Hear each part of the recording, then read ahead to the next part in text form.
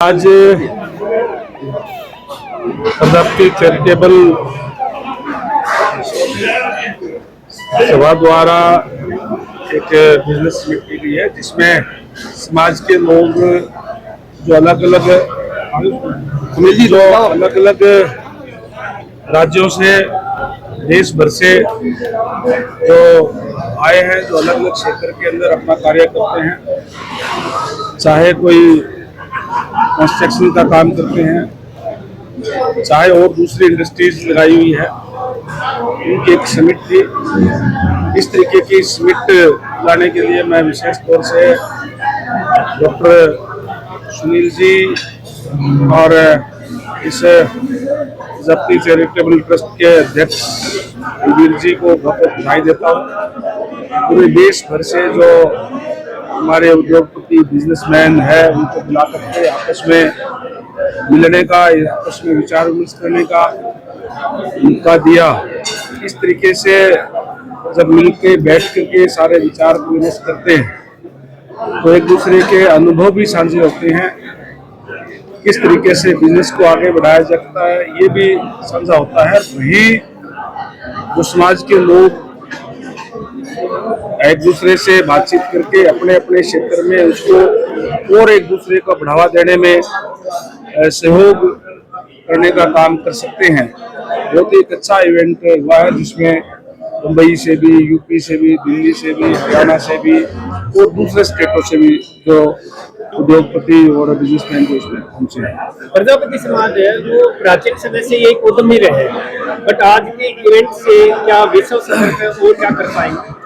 देखिए, बिल्कुल आपने ठीक कहा कि प्रजापति समाज शुरू से ही जो जिसके कला के माध्यम से, चाहे वो बनाने की बात हो, चाहे और दूसरे चीजें बनाने की बात हो, रहा है।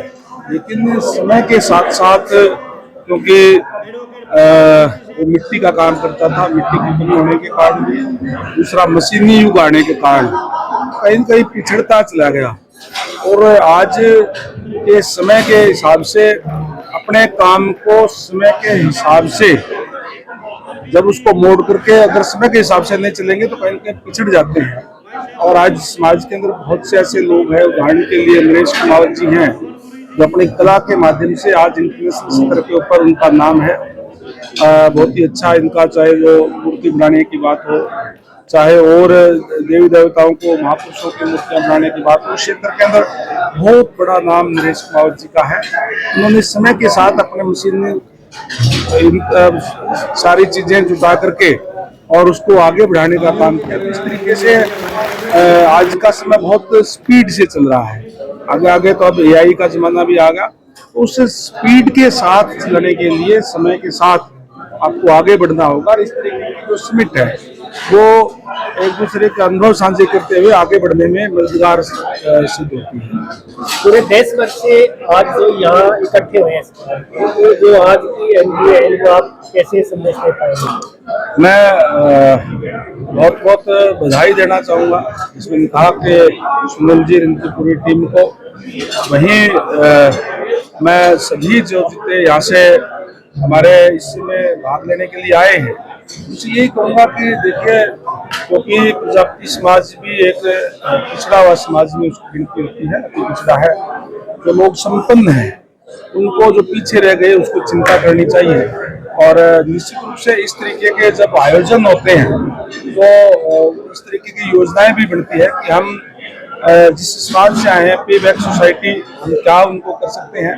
तो उसके लिए भी सारी विचार विमर्श और होकर के, और समाज कल्याण के लिए भी जो योजनाएं जो इस तरीके से बनती है। मुझे इस बात की खुशी भी है कि बहुत से हमारे जो संगठन के लोग जो आए हुए हैं, इनमें से जैसे अपने अपने अनुभव बताने का काम किया कि हमने अलग अलग जगह पे अपनी संस्थाएं बना करके, इकट्ठे होकर के चैरिटेबल संस्थाएं बना करके, जो पढ़ने वाले बच्चे हैं, उनका आज पढ़ाई का जमाना है, उसको चाहे कोचिंग के लिए और चाहे और आगे पढ़ाई के लिए भी मदद करने का काम है। सर, शहर में सफाई व्यवस्था है वो कुछ उसके लिए सरकार लेवल पर बातचीत हो रही है। अब हमारी सरकार हमेशा ही चाहे कोई भी वर्ग के लोग हो, बातचीत करने के लिए हमेशा तैयार रहते हैं। बातचीत के जरिए ही समस्या को, कोई भी बात है उसको सुलझाया जा सकता है। हड़ताल करना कोई समस्या का हल नहीं है। मंत्री जी, एक और लास्ट क्वेश्चन, आरटीई के तहत बच्चों को एडमिशन सरकार ने अलॉटमेंट, आपकी सरकार ने बहुत बढ़िया काम किया है कि बच्चों को, जो गरीब बच्चे, सीबीएसई के जो बच्चे ईडब्ल्यूएस के तहत, उनको एडमिशन देने का काम किया है। लेकिन जो प्राइवेट स्कूल है वो मनमानी करके एडमिशन नहीं, कोई मनमानी नहीं है। अगर कोई मनमानी अगर कोई करता है, कोई बात सामने आती है तो उसका एक्शन लिया जाता है।